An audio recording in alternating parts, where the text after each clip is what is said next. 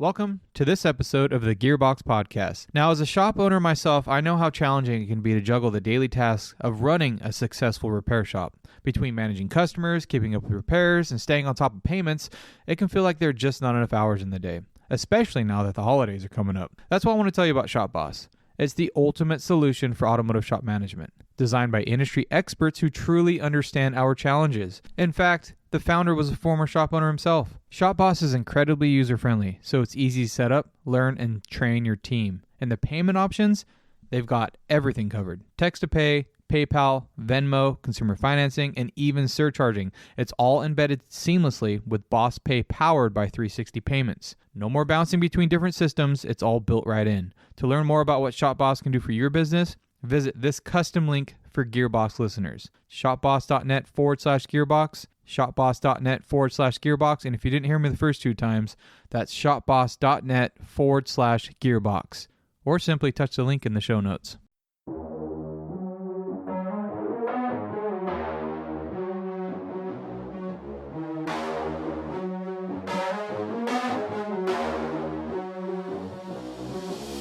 Welcome to the Gearbox Podcast, where we dive deep into the dynamic world of automotive repair and ownership. I'm your host, Jimmy Purdy, an experienced technician turned shop owner with a passion for sharing insights, stories, and conversations with industry leaders. This is the Gearbox Podcast. You know, my after work routine is usually go to the gym for a little bit. I skipped that today to join you. It's a cheat day, huh? Cheat day for me. Any day to any excuse to not have to go to the gym. I think Yeah. that excuse is too easy, you know. I've been working really hard this year, working that into my life a little bit more. Being a business owner, much like yourself, it's just a lot of people say it's a good habit to go to the gym and kind of work out your stress and just have time. We don't have any hobbies, so no, you gotta no, gotta have some way to decompress in an hour. Exactly. So, and so far, I'll be honest with you, I didn't give it too much. I didn't think it was going to work, but I enjoy it. It actually helps. So yeah, you don't realize it until you're doing it, and then when you stop, that's when it comes back. You don't really realize it, right? It's like it's one of those things. It's like once you get into the gym and you're moving, you're like, oh yeah, I remember now. Yeah, exactly. I keep freaking doing this. Yep. Any excuse you can make to not go, and then that day turns into a week, turns into a month, and you're like, oh. Mm-hmm. And then there'll be weeks like when I'm short staffed at the office there, I lose a service writer or something like that. Then I put that hat on for a while. And I skip the gym because I'm just putting in extra time at the office. Yeah. But then then I'm like, gosh, dang it, man! I really wish I could. I really wish I could get back to going to the gym. Yeah. Well, tell me a little about that. Tell me about your shop. I know we only talked a couple times through the, setting up this Napa BDG group, which we can get to in a little bit. But I want to hear about your shop a little bit. Well, I'll start from the history of it. My grandfather opened up the shop in 1967. He lived in a town called Wrightwood, California. Mountain area, kind of like Big Bear, but a little on the smaller side. He owned a self-serve gas station there, and came down off the hill there, and he opened up a little building in town called Hesperia, and had a little shop and one tow truck, and we had dirt roads, that whole 9 yards, and then my dad took it over in the early 90s, and said, Dad, we're not making any money at this. I need to step in and start making you some money, because my grandfather was a, yep, bring it on by, I'll fix it for you type of guy in town. And so my dad built it up to somewhat what it is now.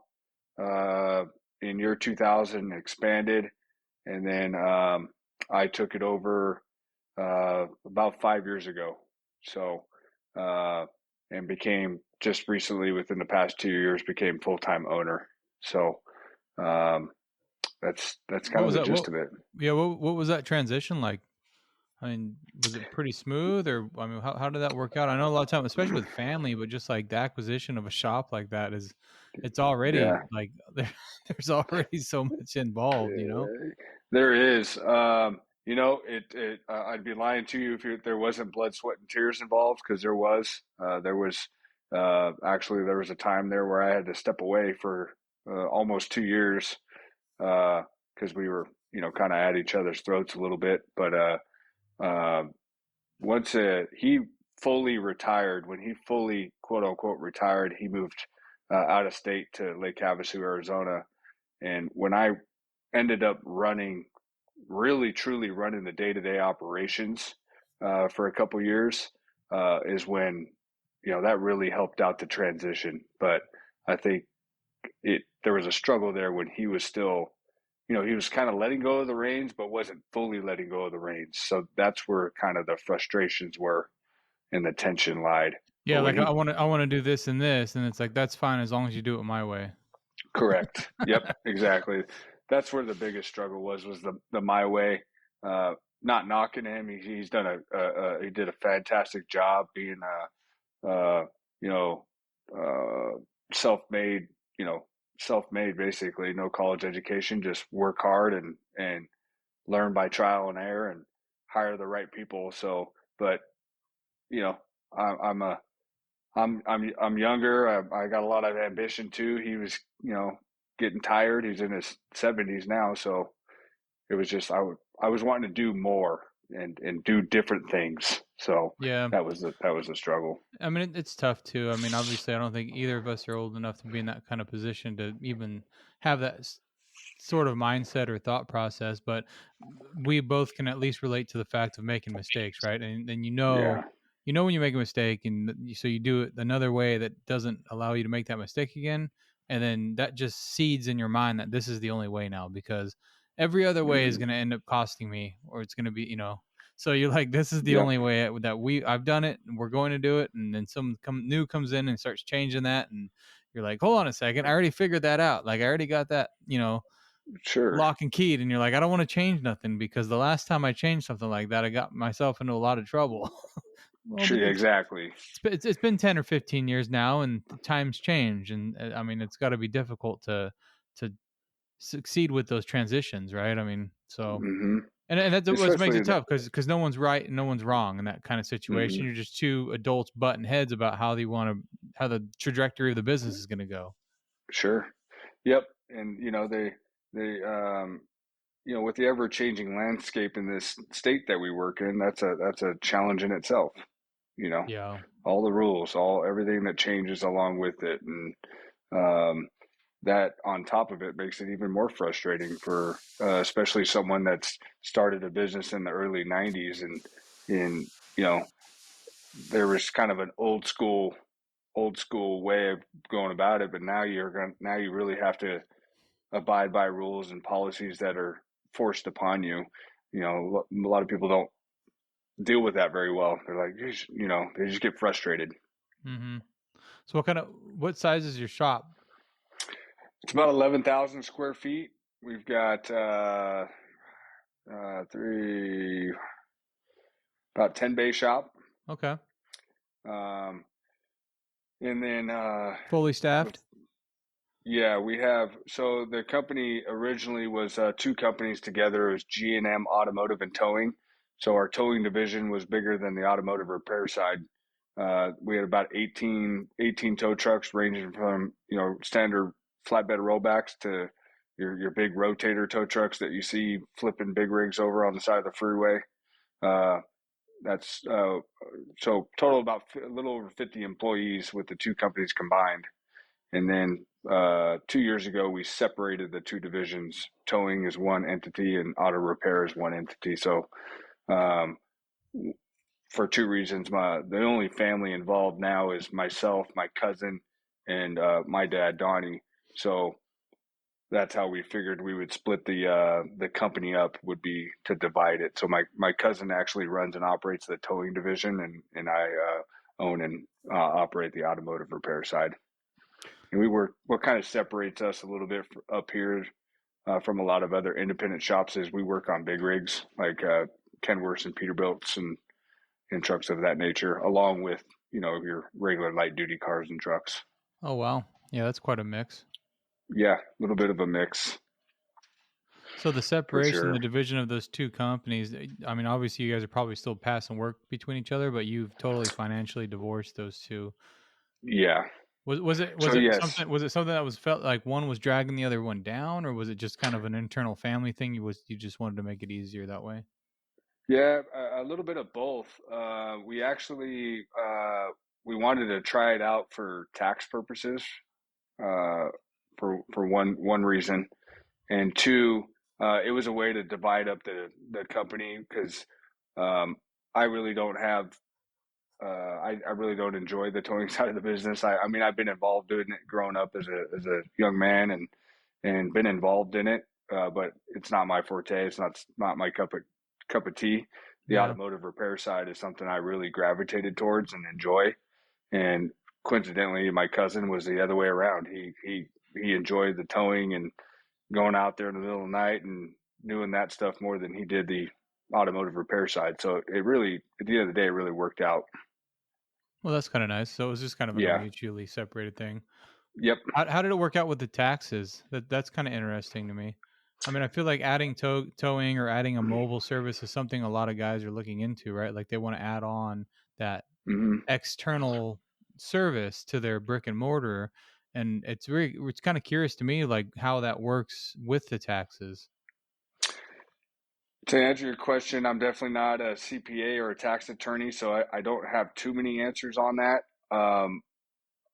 To be honest with you, I'd be lying, but w- the towing side of the division, they actually do have what they call a mobile service, and it's mobile truck repair, but it's mostly geared towards the big over the road trucks and trailers, and they do a lot of like when they go through the scale houses and they get pulled in and they get dinged for a red tag, like say on an airline that might be leaking, or the CHP officer sees a bad tire, and they have a really good clientele of trucking companies that they run out there and repair those. So as far as the taxes go, I really don't know because I wasn't involved too much on that side of it. Yeah, I mean, obviously it's got to make things a little more muddled, right? And trying to divide Mm-hmm. all that, and it just seems like a lot more legwork to make sure like you've Mm-hmm. got that kind of stuff separated, or if even if you need to.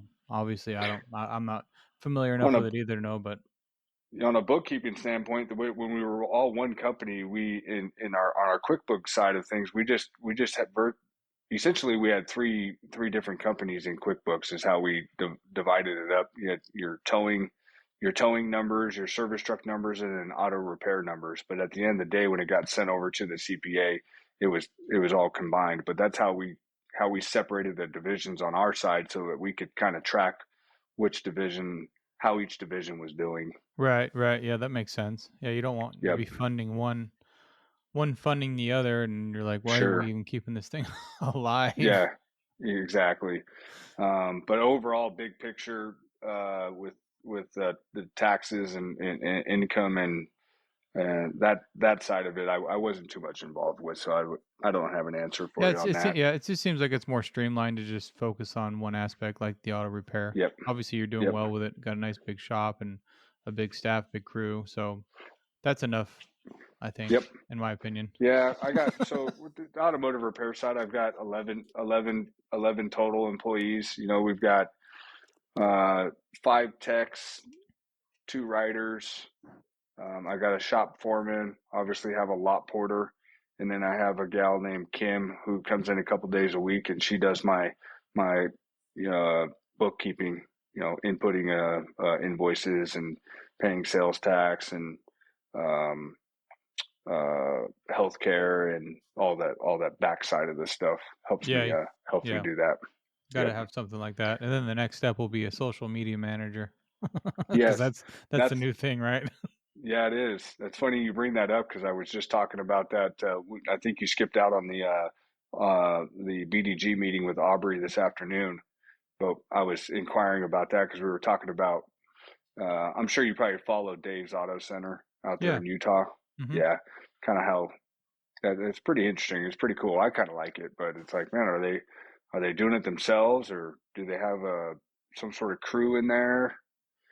I'm not too sure how that how Yeah, how that a would lot of it work. too, you just gotta get your camera out and just take a video and but it's just so Yeah. much more work than what it sounds like, and Yep. I've seen more often than not recently a lot of shops just hiring someone to come in 3 hours a week, right? And just Hmm. even to the point where they're doing it 1 hour a day, but at least 3 times a week for an hour and just taking some content, Yeah. editing it, and then producing it. And producing it. Yeah. That's something I really haven't gotten into too much myself. Is I know the basics of social media, Instagram, Facebook, that sort of thing, but a YouTube channel I never really got into, nor taking videos and learning how to edit them myself and post them. Um, I guess that's an area where uh, my 18-year-old daughter knows more about that than I do. Oh, that's So perfect. She's it's hired. it's exactly. It's funny It's how, like, but it's funny how the times passing you up kind of comes full circle with some people. Like my dad, he had no clue about social media, any of that stuff, and how we kind of say, Dad, times are passing you up in certain areas, but I would say social media and filming and editing and posting them on YouTube is something that kind of passed me up in a way. It's kind of, if that makes sense. no, it does. It's the relevance of it is so much more than most of us really imagine, and it's like free, Sure. right? So it costs nothing to do it, and it puts you in Hmm. front of so many people, and just like Dave's Auto Center, like I think most of us can relate to that, right? And Yeah. I'm sure it costs them a little bit of money, but I mean realistically it doesn't cost them much for the amount of eyeballs that get to see him in a shop and know what he's doing. And that, I mean, that turns into employee retention, right? And it turns into obviously customers Marketing. coming in, turns into, Hmm. yeah, I mean, it's everything, right? You get more applications based on that kind of stuff for people looking for a Sure. job than anything else. And it's just because you're out there and they can see you, and it's pretty powerful. It is pretty powerful, and I'm sure at the end of the day, maybe that is a write-off in a certain way. It goes towards your advertising and marketing Oh, budget, whatever absolutely, that it could. cost is. Yeah. Yeah, I don't see Yep. why not. I don't see why not either. That's what I would try to do. So yeah, the meeting earlier, I had I had a Zoom call with Jimmy Lee, and it kind of like everything.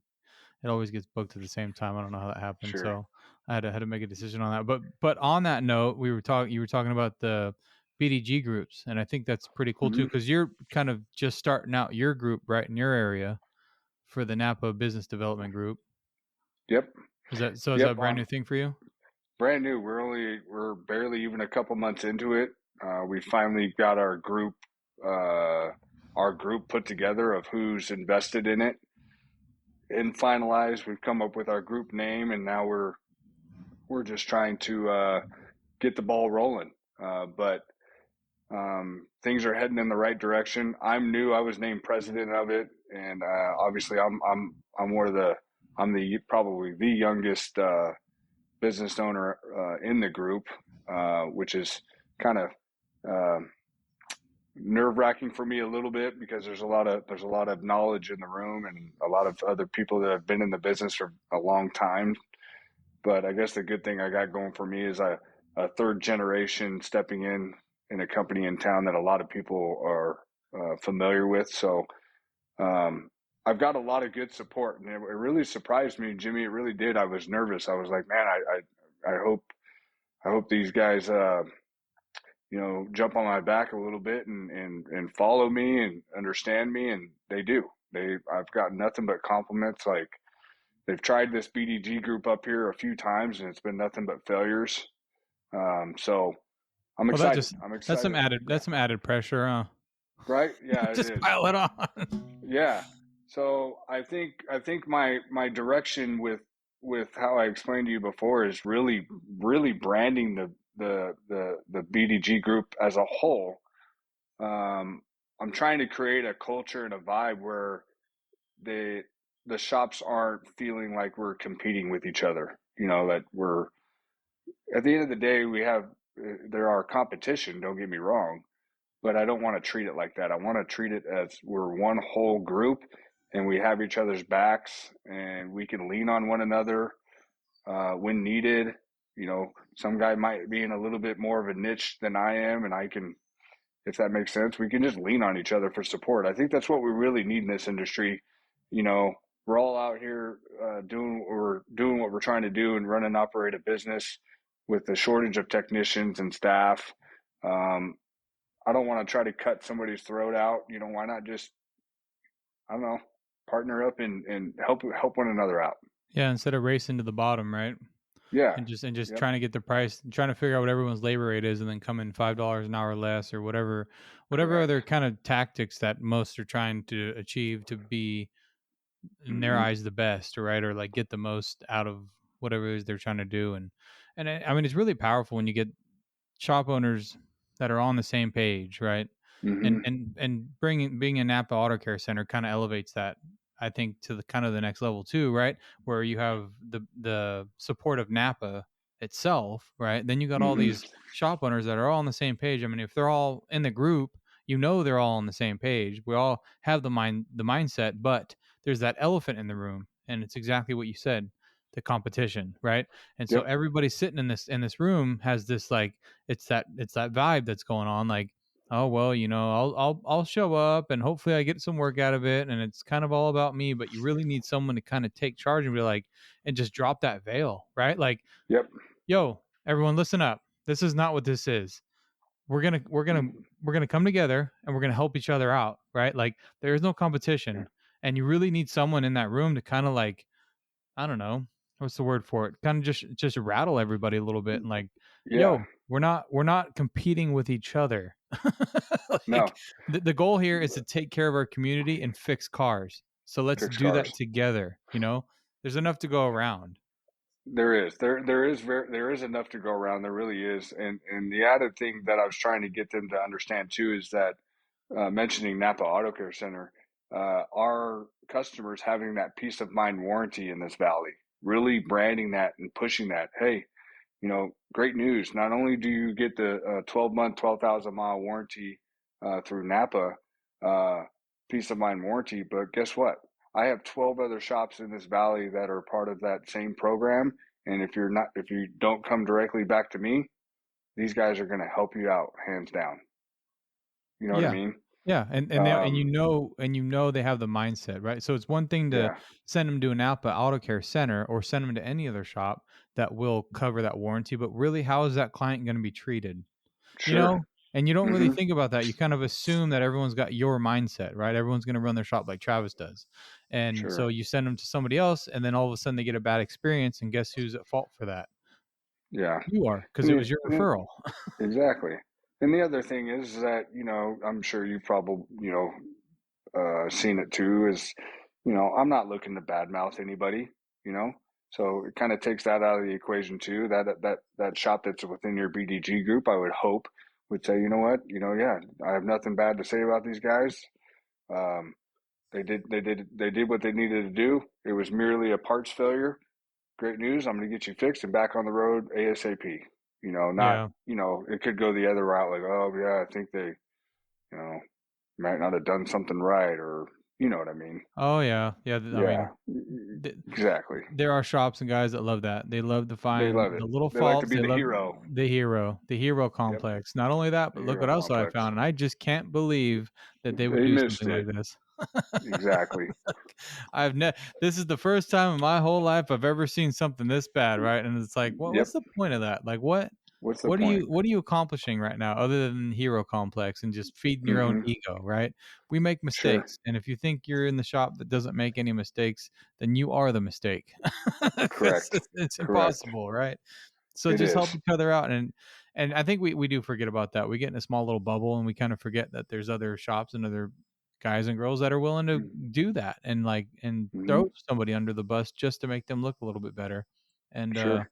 yeah, it's cool. And then you get a group like this together, and you have so much more power in it, and now you have like the trust and support of 8, 9, 10 other shops, and it's just such a cool concept to get Yeah. everyone on board. And I'm excited as well. I mean, I got my second meeting coming up here in the next week, so I'm like brand Okay. new. I'm like within the Yeah. first month, right? It's it's a lot to think about, and it's like you get a lot of ideas, and you want to take it in a bunch of different directions. You just got to kind of settle down and and just get, like you said, Yep. get the ball rolling first, right? Yeah, that's kind of what we are, where we are now, because there's a lot of ideas get thrown out very quickly. So I really work hard at trying to say, hey, you know, um, I want to chip away at it. Let's start here. Let's get our BDG page going first, and then obviously the shops that don't have a website, they need to get one. They have to, if they really want to see the benefits of this, they're going to have one. Get that going. I don't know how many shops in your group don't have one, but I've got like, I kind of got the synopsis of the meeting that was earlier mm, today, and it was I heard that there was a lot of group shops in your group that just didn't have a website at all for their yeah, they shop, don't. Mm-mm. and I just It's amazing. I don't know. I mean, more power to them, right? Like I guess. I'm more blown away than anything. Like if you can operate and stay busy and be sustainable and all that and not have a website, I'm just like, I mean, I'm impressed to say the least, right? Like how did you Yeah. what? How can you I don't know. And there are a few shops in my area that do, but 99% of them in the area at least have a basic website, right? Sure. I just don't know how you can rank on Google. I don't know how you're found. I don't know how, with all the in quotes competition, right? And people are clicking on these shops and they see a website and the pictures of the shop, the pictures of the people in the shop. How do they go to another shop listing on Google, click on it, and have no website and still, choose that one, Mm-hmm. right? I don't. I don't get it. I don't Everything understand I've it learned either. about marketing says they shouldn't be be No, I agree. survivable that way, right? I think the only answer to that is these shops that at least I know a couple of them, a few of them off the top of my head that don't have one. They've got 30 plus years of history up there in the valley, so Yeah. maybe that's it. That's the only answer I have. But still, to even continue to stay relevant, I agree with you. You know uh, it's amazing. It's amazing. Yeah, it just But what? changes. But I on guess maybe we're hindsight, wrong though, about marketing. yeah. What's that? But hindsight, though, if you and I were still doing, fairly good without a website, but what about, how should I say this? Yeah, you and I still doing good without a website. What about the power of having a website? You True. know what I mean? Like how Yeah. much they could be missing out on. Yeah. And that always kind of circles back to what your definition of success is, right? So maybe they don't want any Sure. more, maybe, but obviously joining a group, there's a reason why you're doing that. Like you're obviously trying to elevate your business and you're trying to do something because you're reaching out for help in a sense, right? And I don't think a lot of Mm-hmm. people like to say that's what it is, but that's what it is. If you're out Sure. joining BNIs, BDGs. I mean, you're looking for help. Like that. So step one, why don't we just put like a website together Yeah. and get a little Yeah. SEO Exactly. content in there and just start driving that way. I mean, just on the note of social media, how powerful that is. I mean, it's like all that stuff. Everyone's online, right? Like everybody, and it never Mm-hmm. ceases to amaze me when I do posts on Facebook or Instagram, and you don't get a lot of likes, you don't get a lot of comments, right? But it's being looked at, and that's something that you can't measure, right? The same with this No. podcast. Like, I don't know how many people listening to this. I have no idea. It's so hard to monitor it, right?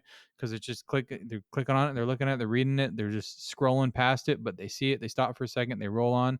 And then so someone will come in, oh, I saw your post, a couple weeks back. That was really funny. And it's like, oh, you saw that? Huh? Like, I didn't even know you were on Facebook, let alone you're looking at my posts, right? So it's just the value of the content and having stuff online. And it's like, it might not pay Sure. off today or tomorrow, but in 6 months or a year, it's guaranteed it will, right?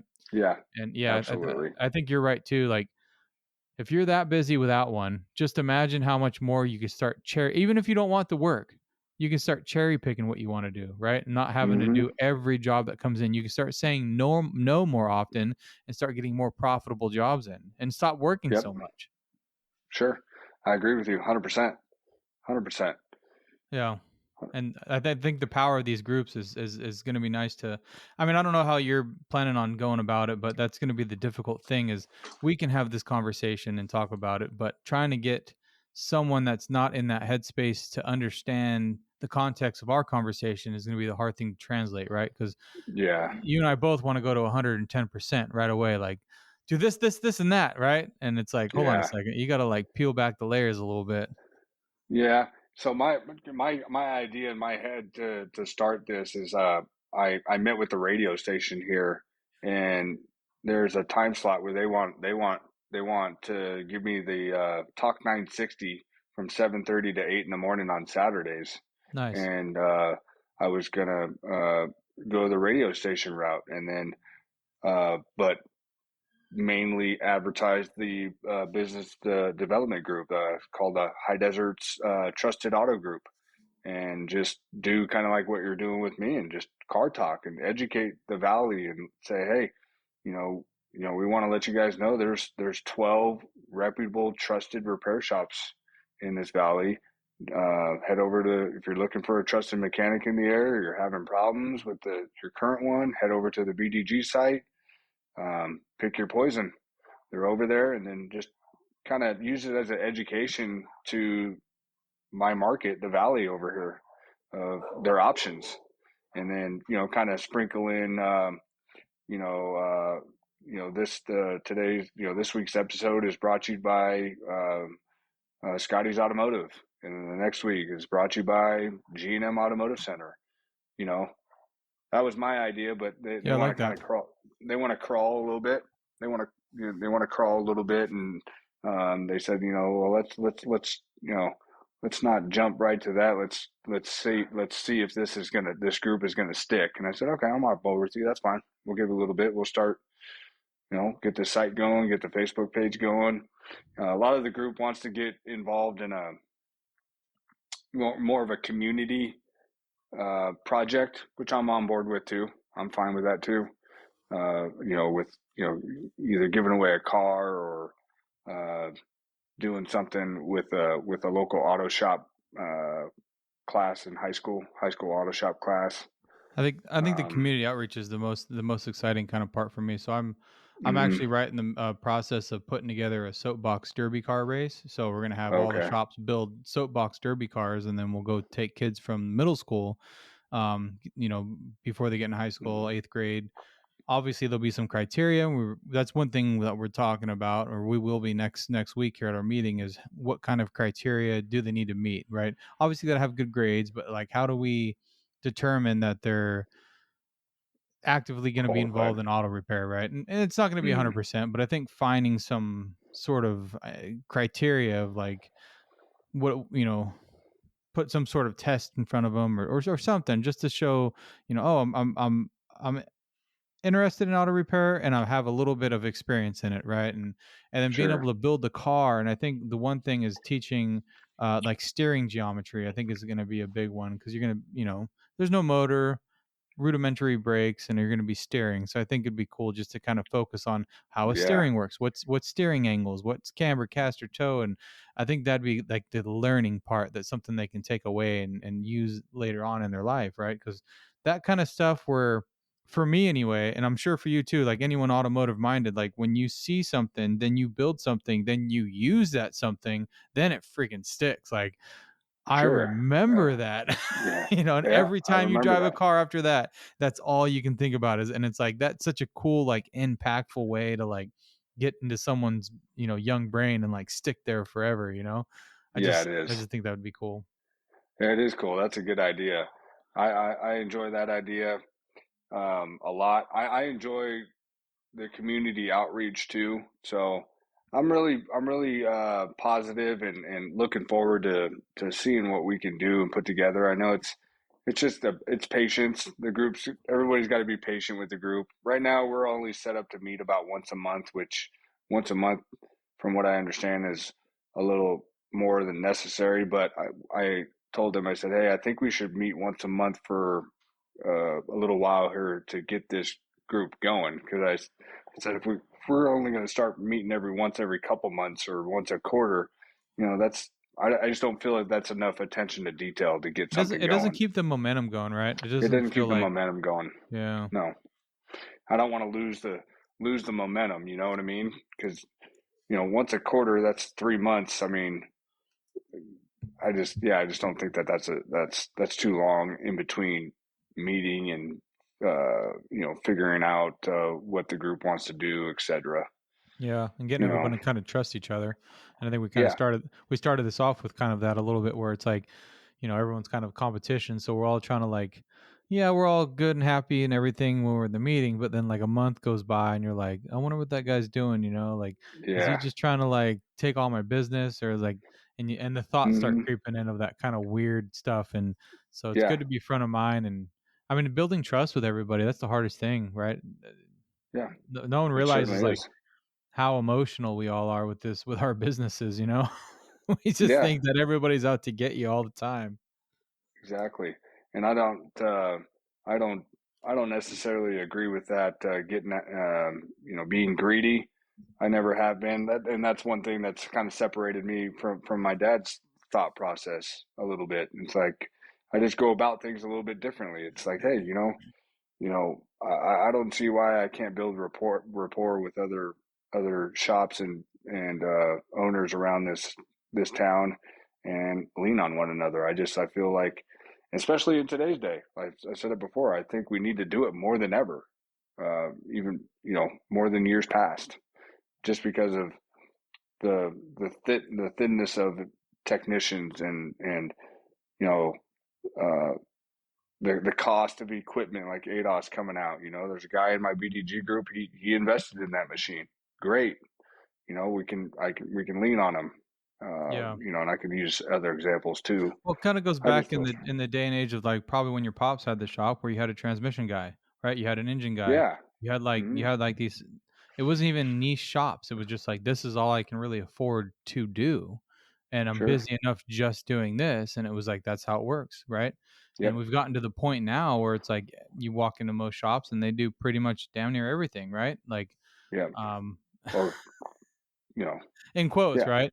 in But I mean, quotes. I anybody don't can know how swap. you can, but Yeah, well, anybody can swap a transmission, right? Anybody can swap yeah, a yeah, reman engine, and it's not really the fault of like the owners of those shops either, right? Like you got no, Jasper, right? And you got these huge companies that are like based on remanufacturing components, right? And being able yeah, to rebuild an engine, rebuild a transmission was like, well, if I can get that and get a 3-year warranty, then I'll just sell them that. And if it needs a transmission, I'll just buy the reman and swap it in. So you don't really yeah. need a transmission shop in town.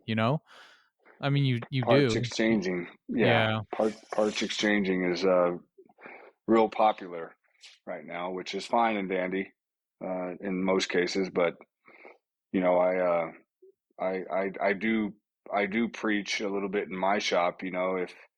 If something can be if something can be repaired, can we repair it? Can we repair it instead of replacing the entire unit? It's You such know a what I fine mean? line though. Like Yeah, it it's like is. alternate. Remember alternators and starters? To be able to take them apart Yep, and replace the brushes and exactly. and commutators and all that. It's like, but now it's like you do that, and the amount of time it takes to do that, and then trying to Hmm. warranty it, you're like, well, I can just get a new one for $150 and mark it up, and I can make Be money on done. that part and make money on the labor, and then it's Yep, warranted for absolutely. 3 years, and you're like, well, why would I have her? So it's that fine Yeah, line, right? And it's like I'm sure it's a you go fine line. have that problem with the like head gaskets, right? It's like when you get to the part where it's like, okay, this thing's got 250,000 miles on it and needs head gaskets. Are we doing head gaskets or are we putting an engine in this, right? Like it's Exactly. like I know I can fix it. If it was mine, I would fix it. But I have to look at the client and like, do I want this guy back in 2 years with a knock and bottom end yelling at me and cussing and screaming because Hmm. I wasted $2,000 of his money or $2,500 or whatever it ends up being? It's like I don't know. It's like it's such a fine line, right? And it's like, Exactly. and we're all trying to look for processes, right? So you're trying to like have your staff be empowered and obviously make that Hmm. decision, but it's like you almost have to look at every single one per basis, Yeah. right? Yep. It's so hard to make that decision and write it down as a process. Like, so is it at 200,000 or is it 199,000 or when Yeah. exactly are we recommending an engine? And it's like, It's it is a fine line. We do the same thing. Good thing I have a shop foreman that I can lean on a little bit, and we bounce that off each other. Because the last thing we want to do as shop owners is be married to something. yeah. You know, Or it's like on the other side, rip someone off and rip quote, someone right? off. And Yeah, throw parts at it when it's like you could have fixed it, for and then less amount of yeah, money. and then it's you come down to having that conversation with the customer, and it's a really deep conversation because you don't want to. I'm not in the business of I want what's best for the customer. So I don't mind having those conversations like, hey, this is where we're at. You know, we're looking at, you got a high mileage engine.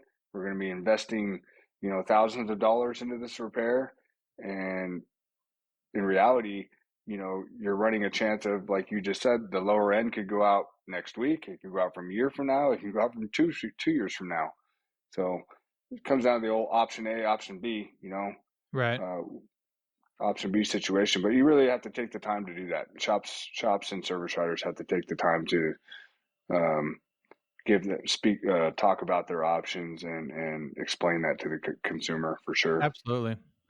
And Yeah. it comes back to the ego thing, right? So it's like Yeah. everyone wants to have the answer. This is the Hmm. definitive answer. This is exactly what it needs. And it's so Hmm. hard for most to swallow their pride and be like, this is the steps we have to take. Yep. These are the items we're seeing, and this is what we can address right now, and this is the two options we can take. And I mean, as the professional, right? We're supposed to have the answer, and that's what we feel like, Yeah. right? We feel like we're Yep. supposed to have that answer, and it's like, what do you mean? And what do you mean I can do either or? Then they ask you, well, what would you do? Yep. Yeah. Exactly. What would you do if it was your car? Right? But again, they don't understand that we're DIYers.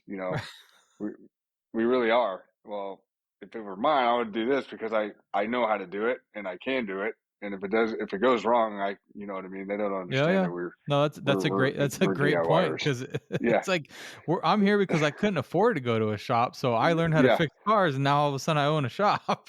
yeah. So sometimes I get it's hard not to be a technician on the other side of the phone for sure. Yeah. Well, that question is like it's so like open-ended, and it's like it just puts it in such a weird situation. Like, don't ask my opinion, I'm not you, right? Hmm. Yeah. It's your money, I can't spend your money for you. All I can do is give you the facts, and you got to make that decision at the end of the day. And it Yep. kind of sucks because you're trying to empower them with, say, 15 or 20 years of automotive repair, education Hmm. in a 3 or 4 minute conversation, and you're like, Yeah. ah. Exactly. Exactly. It's And, like, if I were you, it's you'd be me, and it, we'd be right back to square one. yep. And then it's tough, man. And sometimes we get put in tough decisions on how to go about it with the customer. We do. Our those are tough spots even for you and I to be in. Like, man, you know this.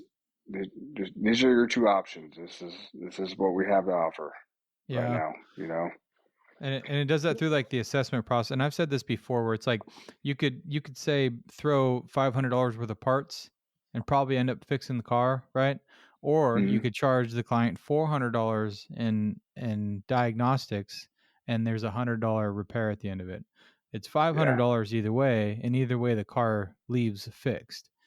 Yeah. And so it's like it's really hard to have conversations with shops that run that style of process, right? Like, oh, we'll just if I go on Identifix and I put in a PO171 and it says O2 Yeah. sensors, mass airflow sensor, map sensor, and spark plugs, guess what? It's getting all those things, right? Meanwhile, we could do a diagnostic on it, and it might cost $100, might cost $500 to diagnose it correctly, right? Yep. But at the end of the day, like if that repair bill is the same cost, it's like, well, was that the wrong way to do it? I mean, Yep. I don't want to support Dorman, so I don't want to buy a bunch of Dorman and standard parts if I don't have to, right? I'd rather buy one and Right. then pay my technicians for their time. Like, so I think that's the right way, but That's it's the right it's way. it's really difficult, and it's like, and I wonder the same thing. Like, how are these shops like so technologically disadvantaged, right? Like, how do you Yeah. guys don't have a lab scope? You don't know how to like look at fuel trim? Like, what do you shouldn't even be fixing this car. If you don't know what fuel trims are, you should not be diagnosing a PO171, right? Like, but No. they are, and they're just looking on Identifix, throwing all those parts on there, and it fixes it. You're like, oh my God. God. After several hundred dollars or more in parts, and then it's finally fixed. Yeah. And what's the sad part is when they spend that amount of money and then they find the you know the vacuum leak, One vacuum hose, right? one vacuum hose. That's what's amazing. Or which one was popular. The like Ford Explorers or the 4.6s, the intake would be leaking. You'd spray, water, Oh, the soap on, plenum. or Yeah. the plenum would leak, and Yeah. that Yeah. caused a bunch of issues. Yep. Yep. Easy So fix. yeah, right. And all that stuff gets swept under the rug, right? Because It does. they do all these repairs, and then at the end of it, they find the vacuum hose, and they're like, "Oh, cool. Well, it's fixed now." And Hmm. meanwhile, they're like they're doing their customer justice because they didn't charge them diagnosis. No, but you Yeah. just charged them $1,200 to put a bunch of parts on their car that they didn't need because you don't know Yeah. how to run a lab scope or Yeah, or look at a freaking or scanner. follow a flow chart from Mitchell or anything like that. Anything. What's Yeah. crazy, yeah, is what's really crazy, and I know it's not everything, but you know, following a flow chart with the procedures that are in place on Mitchell, man, how many times, I my guys don't skip them a lot. Don't get me wrong. Do they follow it to a T? No, but the information's there. The information's out there on how to properly troubleshoot and diagnose something. Right. It Yeah, really, it even the really is. manufacturer service data. Like, I mean, Yeah. that's really where you should be heading to. But I mean, Hmm. at least a flow chart puts you in the right direction of like what it is that you're trying to achieve here, right? Hmm. Like at least some sort of testing. Like, Sure. Yeah. That's my motto. It really is, Jimmy. That's my motto when I have meetings with my techs. We test, we don't guess. That's what I tell them. I preach that all the time. We test, we don't guess. And coincidentally, I'll be honest with you. I got bit in the butt this past week on a 2016 Land Rover, 3-liter V6. Was towed in. Overheating concern, loss of coolant. These folks were from out of town. I think they live in like Utah, and we diagnosed it and verified it had a coolant leak, and it was coming from behind the water pump on those Land Rovers. They got a coolant crossover underneath the intake where the oil cooler is and all that. And obviously you can't perform a correct block test with an open cooling system, right? So we told them to tear down of the intake, and we found the crossover tube broke, and basically it was a couple $1,000s in repairs that we sold the customer, and we got it fixed, and it had a blown head gasket. And the product of why the step that was missed is my guy he didn't perform a cylinder leak down test. yeah, And but I owned it. I called the customer. I said, hey, you know, your engine needed these components. Don't get me wrong, it did. It needed it. That's what the root cause of what happened. Why you lost coolant is because of these parts. But at the end of the day, this thing was overheated worse than we thought, and it popped the head gasket. And the reason, I basically had to be honest. Hey, the reason why we didn't catch this is because we failed to run a leak down test. yeah, So now we're looking at a head gasket repair. yeah. It's a tough one to eat. I mean, it Yeah, stings. It stings on it all stings. sides, right? Because Yeah. it hurts the pocketbook, but it also hurts the pride a little bit, Hmm. and then That you're one wondering stings. how many other times you've like gone over the same damn scenario, and you're like, Yeah, this is why we have procedures. This is why we have to do these things exactly. that we do, right? And Yep, but it's gonna happen, and I have kind of it similar. happens. See, I have a similar story about a older Corvette that came in, regular client. I mean, we've seen him for years. He's been coming in, Hmm. really good return client. Always takes care of everything. Old C3 Corvette or C4.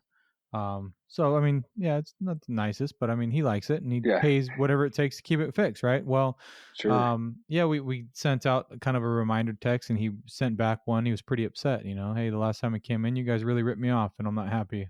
What the Mm, right? Like, okay.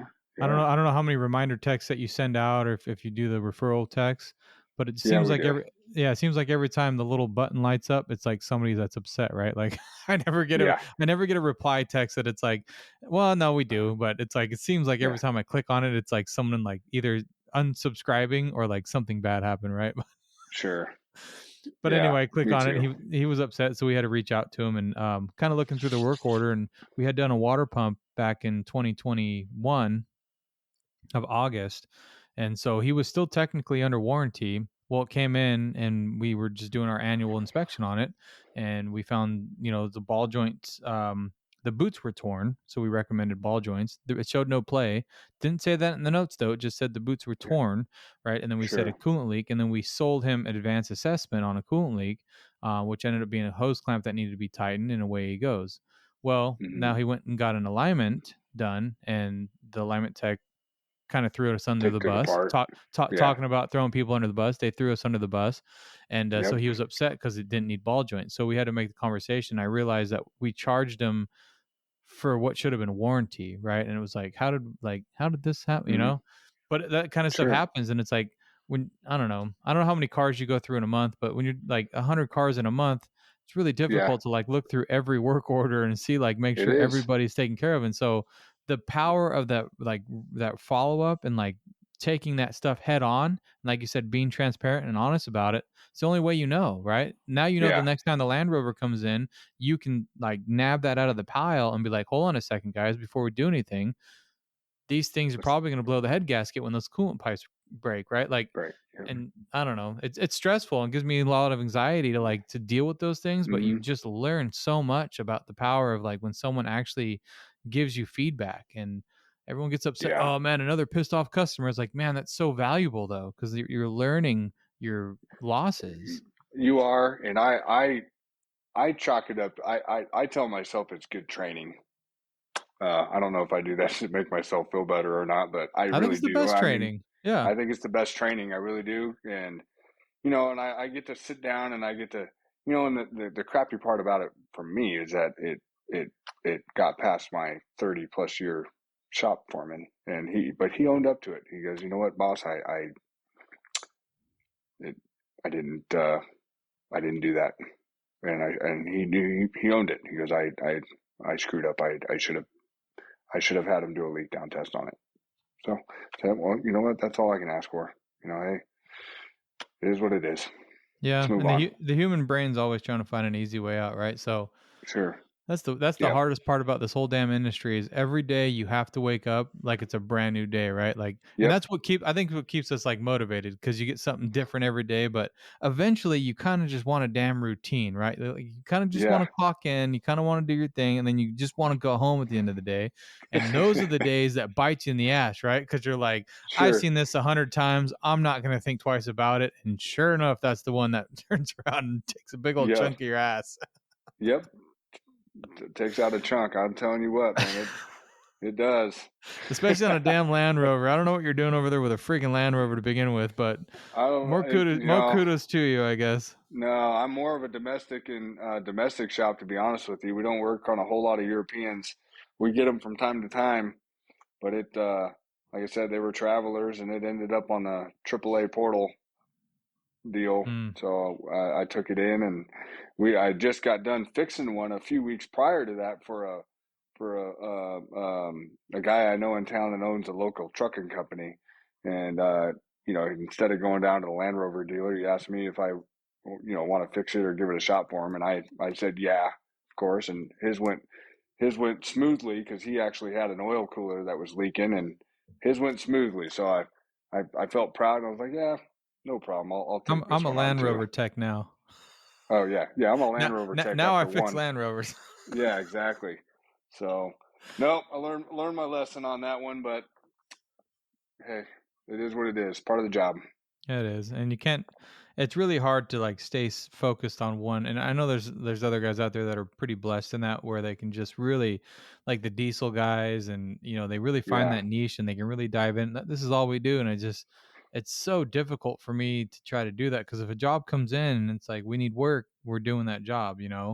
Hmm. And saying no is probably the better thing to do. And I do say it more often than not, but it's like a Mini Cooper comes in and it's like we don't really work on Mini Coopers, right? But it's like, Yeah. well, it's just an oil change. Like we can definitely do an oil change on a Mini Cooper, but it's like Yeah.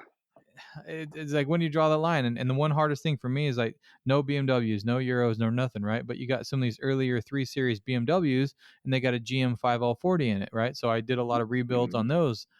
It's like, well, I know 50, I know that transmission. It's just a Yeah. GM. But then you get like a Dodge Challenger in with the Mercedes, the Nag one in it, right? The 7226, and it's like, Yeah. well, I don't technically do Mercedes transmissions, right? Well, it's a Dodge. It's like, I know, but I right? know, It's like, but so to piggyback on that, your service writers aren't going to know that. I mean, most of my service writers don't know exactly what trends is in every vehicle. exactly. You know, Yep. that makes it tough. You know, like when you tell them, "Hey, we don't work on any Euros," we don't work on any Euros. But Yeah. prior, like what you're saying, yeah, it's tough. It's tough. Like It's not all, tough to but draw we the do line. that one. They're like, what? So Yeah, we exactly. do? Like, no, but yes, Hmm. but Exactly. Exactly. And then got I to be find involved. myself sitting back. I do find myself sitting back at the end of the day because I'm like, man, I'm an automotive repair shop. I've got a pretty big facility here. I feel like I've got a really good crew, technician crew, which I really do. You know, why am I not trying to why am I not trying to take this on? Why don't I give it a whack? You know, but you're right. It's Famous last words right there. yep. Those are Why the don't I give it famous a whack? last words. Yeah, give it a try, and then you get a hard reminder of why Yep. why you didn't. It'll smack you upside the back of the head pretty hard, and you're like, oh yeah, Yep, just stay in my zone. They say stay in stay in my my zone, lane is I guess what they say.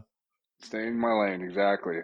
Stick to what I know best. But here I go trying to get cocky and bites me in the ass. Seems to work that way. Yeah, it does. So, but other than that, we I'm dude, I'm excited that you invited me on the show. I'm having a good time actually. Really am. Yeah, this is. I mean, at the end of the day, it's all about trying to learn from each other, and obviously, Mm-hmm. like-minded. We're both trying to start these BDG groups, and we're both trying to like learn from other shop owners and pick these what they call golden nuggets up, right? And just Sure. always trying to elevate our own shops and make sure that we're staying on top of the game. And like you said, it passes you by, and all of a sudden you're like, "What the hell's a YouTube video?" Right? And you're like, "So Mm-hmm. you got to stay involved in this stuff and like constantly You try to do. keep moving forward, and even if that means one step forward and two steps back." So that seems to Yeah. be the going trend too.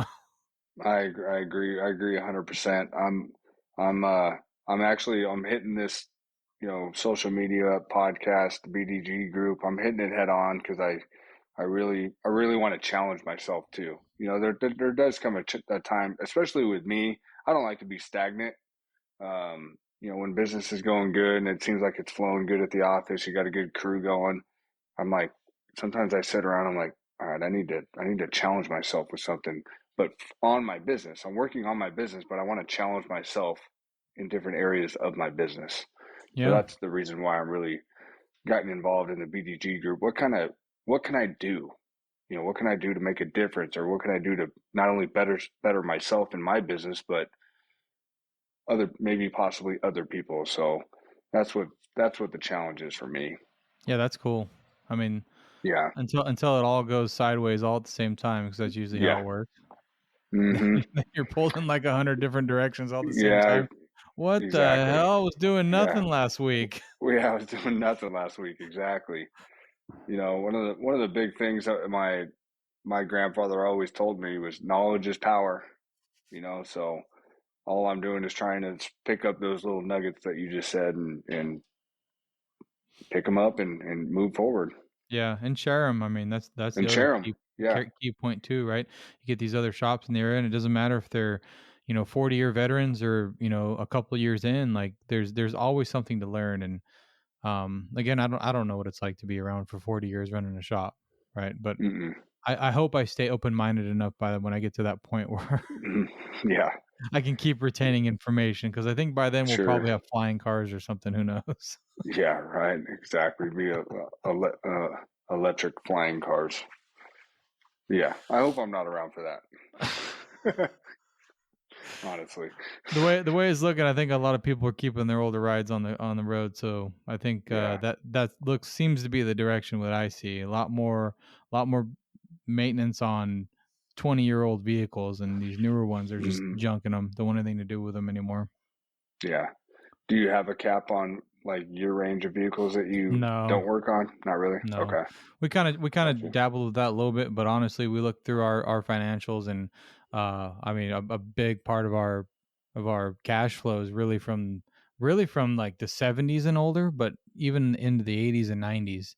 And yeah, Okay. they're kind of a pain, but our labor rate's a lot higher for them too. So, Sure. it all works out. And I mean, that's the thing. You got to run the numbers. You got to see where your losses are, right? And I was Hmm. looking at the effective labor rate on some of those older ones, and it's really hard to estimate them, right? And Hmm. we were losing our ass on some of them, so it's like, well, we bump up our labor rate, which increased our effective labor rate, and away we go. And then we'll check it Sure. again in 2 or 3 months and see where it needs to be. And when these cars come in and we're telling them it's going to be $220 an hour, and they don't bat an eye, and we're getting 10, Yeah. 15 hours on them.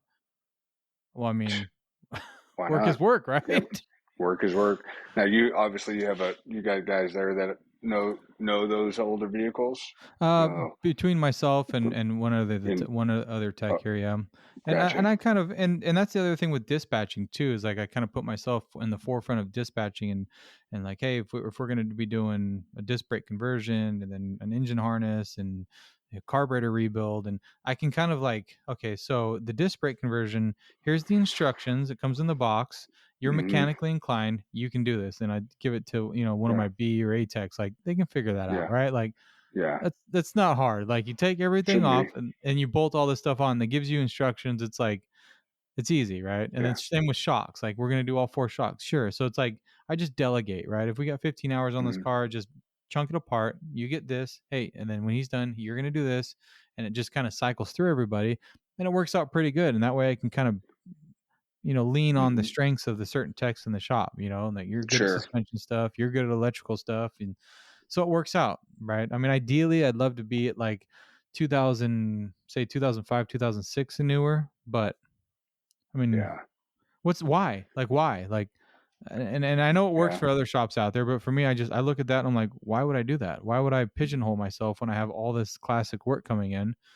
The Yeah. people are appreciative. They're super patient. They don't need the car back that day. We usually can keep it for a week. It's like, it kind of sounds Yeah. like an ideal client, to be perfectly honest. Really does. I have more power to you there. I grew. I don't. Our cap is OBD2 and current is Okay. basically Yeah. where we're at. So, and then like I said, there's a guy in town though, not too far from my shop. He's been there for a million years. His name is Dale, and he is really actually known in town for the older cars, pre OBD2, even on the smog basis because we're a smog shop too, and I stick to I can do the older ones on the dyno and this and that, but I stick to the dads, we call them dad smogs, where you just plug in and smog them. Right. And I refer the older ones down to them um, just because that's their niche down there, and they got a couple older guys down there that've been working there for a long time. So, and then me, I'm truly not very knowledgeable in the older carburetor uh, type cars. I'm more fuel injected and current, to be honest with you. So I would, yeah, I'm one of those that, I mean, I know what I'm looking at, but I don't know how to rebuild a I don't carburetor. blame I've you. I never done mean, it. Yeah, I I grew up with them. I did a lot of restorations when I was really young. yeah, So, and then I went through the smog program, so I learned about fuel injection. So I guess I had, in my yep, mind, there's just such a vast array, and it's all money to me, right? Like, I just see money in mm, all those different areas, and as long as you're that's charging true. what you need to, and I can do my quality control, and I know it enough to know when someone else is doing it if they're not doing it right. So if I have a technician that's like, Sure, he's tuning a yeah, carb and there isn't a vacuum gauge on the manifold, it's like, hey, yeah, back up, you're not doing that anymore, right? Like, do you know how correct. to run a timing light? Like,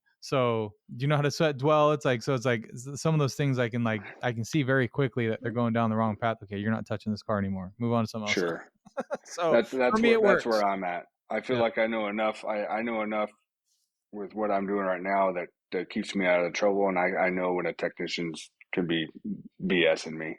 Right. But the pre OBD2, yeah, I wouldn't be as comfortable.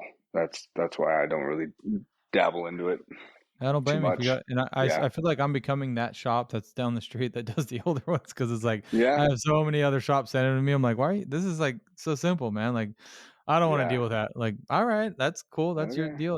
Like, there's no reason if you don't want to, you don't want to. If you're busy enough with, like I said, if I was busy enough with the newer stuff, I wouldn't either, right? But sure. as soon as I say that, my calendar's out till like August right now for the classic. So I get people calling me, and they'll wait 2 or 3 months to bring it in. And I'm There just you like, go. because I only do 2 or 3 a month. Like, that's it. I'm Yeah. not like, we have enough Sure. work with the other stuff, but it's like, if it's like classic or something, well, I'm gonna have to call you because I have 3 in the shop right now. I don't know when they're gonna leave, because as soon as it comes Yeah. in, guess what people do? They jump online and they find all the fancy shit that they want to put on. Like, can we do They this? start And then can adding we to do it, that? adding Oh to it. my Yeah. God. I'm in Yeah. for disc brake. Hey, can we do air shocks now? Oh, hey, I found the Yeah. steering wheel. Could you put that on? And I want to put these new gauges in. And it's like, what are you doing when you go home? Stay off the damn internet. We're going to finish this. You're going to come pick this damn car up, and then you can come back with another list of stuff, right? But then there's There a you part of go. me that's like, oh, and then I get involved and I'm wrapped up into it too. They're like, what color gauges should I do, right? And I'm like, and Yeah. I'm all wrapped up into it too. So it's fun. I That is get it. fun. Good deal. Yeah. My daughter just opened up the garage. Sorry about that. That's all right. Like, what are you doing? Yeah. What are you doing, Dad? Well, anyway, it's exciting, man. Yeah, I'm looking Yeah. forward. We'll have to meet up again after we get this group rolling for a few months and kind of see what your Okay. updates are. And yeah, it'll be fun to have these groups kind of grow together. We'll have to support each Absolutely. other too to keep these things going, you know? No. Yeah. I'm looking forward to. Yeah. Keep me in mind. Other podcasts. Like I said, I think I'm really, even if the BDG group doesn't want to do the radio station, I think I might just venture out and do it, and even sprinkle in the BDG group in the radio show. But I thought it might be kind of cool to do a radio show, kind of see where it goes, talk about some I stuff. could tell you from personal experience how freaking powerful it is.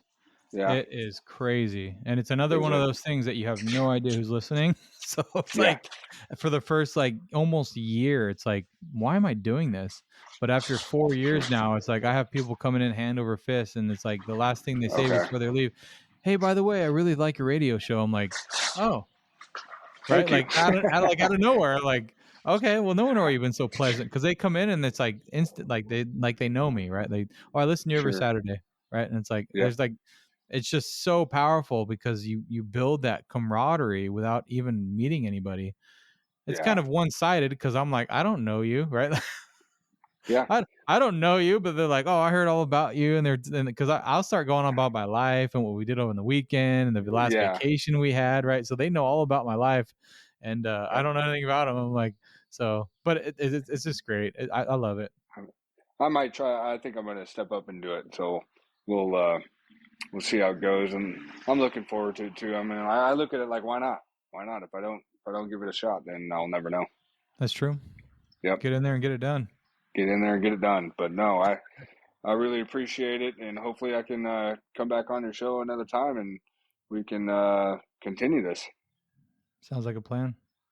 Cool. Okay. Then hang out for just a minute here, and I'll give Okay. yourself a quick shout out in your name. I don't think it did an introduction. Sure.